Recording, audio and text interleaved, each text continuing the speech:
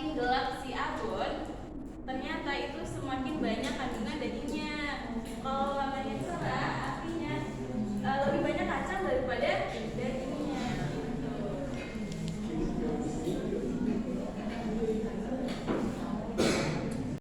Gampang kan? Terus yang kedua, gimana proses pengolahan daging dalam video?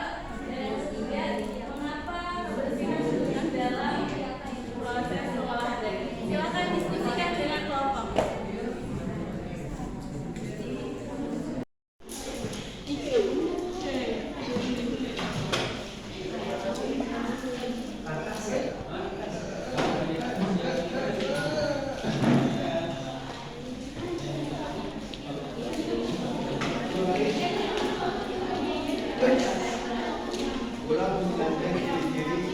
Tahu belum karkas itu apa? Daging. Potongan daging, oke. Lagi. Bagian sapi boleh. Apa coba karkas? Karkas, definisi karkas, ada yang tahu nggak? Kalau digabungin sebenarnya udah cukup menjawab. Potongan daging sama apa tadi? Daging sapi. Agak benar sebenarnya. Tapi kita lihat dulu definisi sebenarnya. Nah, ini dia. Apa itu karkas? Boleh satu orang bacain? Kamu boleh? Sumpah. Kamu deh.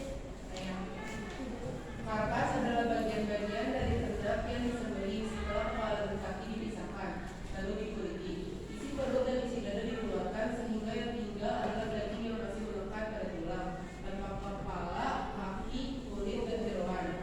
Ya, itu dia definisi dari karkas. Nah, ini yang saya pegang di depan adalah contoh potongan-potongan sapi atau disebut dengan karkas, tapi tanpa kepala, tanpa kaki. Makanya di sini kepala nggak ada angkanya nih, kaki juga nggak ada angkanya, mentok di sini doang.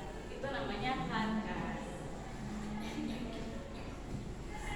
Contoh potongan karkas. Yang pertama ada blade atau punuk. Punuk di sini ada di angka berapa? Di angka 1 ya. Blade ada di angka 1. Dia posisinya ada di atas nih, di belakang kepala. Makanya namanya punuk. Lalu yang kedua ada cat atau paha depan. Cat yang mana coba?